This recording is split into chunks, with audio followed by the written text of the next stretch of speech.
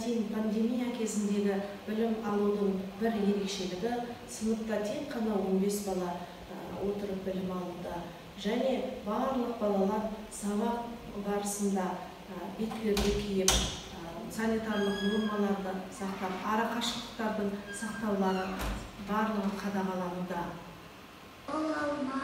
Тамаша, алма деген сөз қандай дыбыстан басталып тұр балалар? Алма деген сөз А дыбысынан басталып тұр. Жаңа оқу жылы эпидемиологиялық жағдайға байланысты қашықтан оқу форматында басталды. Бастауыш сыныптарында ата-аналардың өтініші бойынша арнайы кезекші сыныптар іске қосылды. Әр сыныпта 15 оқушы. Мен оқушыларды бірінші сыныпқа қабылдап алдым. Балалар үшін өте маңызды қадам, ерекше әлем болғандықтан бар күш-жігерімді салып отырмын. Мектеп үшін ең бастысы балалар мен ұстаздардың денсаулығы, қауіпсіздігі. Мектебімізде, сыныбымда санитарлық нормалар қатаң сақталады. Бұлақ көрсең көзін аш дегендей, балалардың білім алуы үшін тиімді оқу форматтарын пайдаланып отырмын. Жалпы бала үшін, білім саласы үшін дәстүрлі форматтан артық ештеңе жоқ. Дәстүрлі форматтағы оқыту уақытын асыға күтудеміз. 5 пен 0-дің қосындысы 5. 3 пен 1-дің қосындысы болады 4. Қолына алғаш қалам алған оқушылардың оқу үдерісі ерекше түрде жүргізілуде. Бір мұғалім, бір сынып қағидасы біздің мектебімізде де сақталған. Мектебімізде мынау бір қиын қыстау кезеңде балалардың білім алуына барлық мүмкіндіктер жасалып отыр. Биылғы оқу жылы тарихта қалатыны белгілі.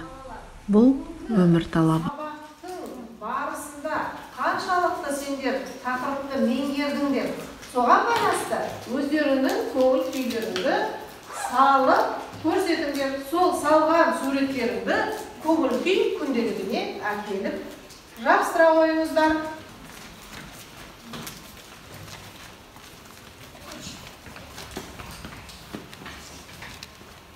Бүгінгі сабақ өте тамаша болды.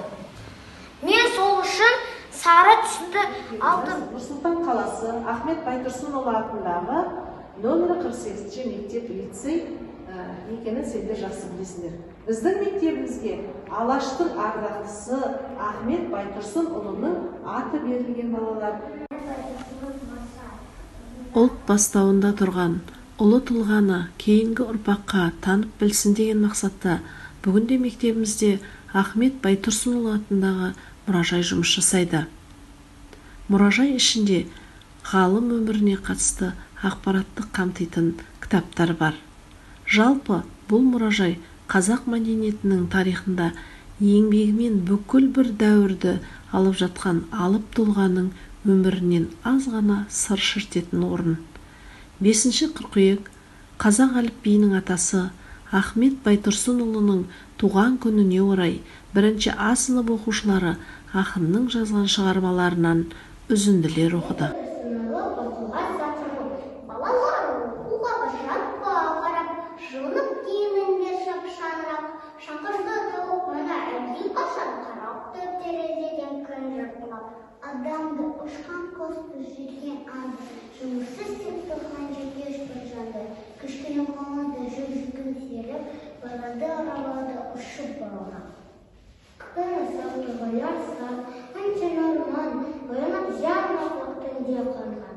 Сығады тақылдақты, тоқ-тоқтаса, сайраға сарғалдақты сыңғырлаға.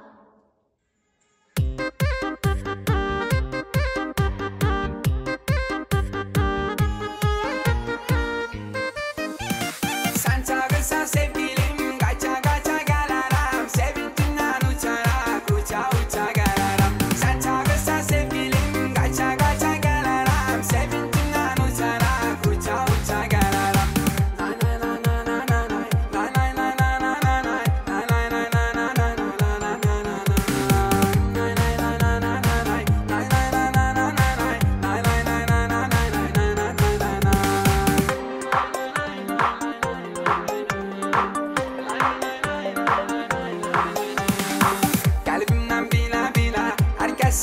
demesinler. Tek seni sever sever senin olacağım ben. Seni sevmişəm özüm, sevgimiz ölmez bizim. Korkma canım gözüm, sana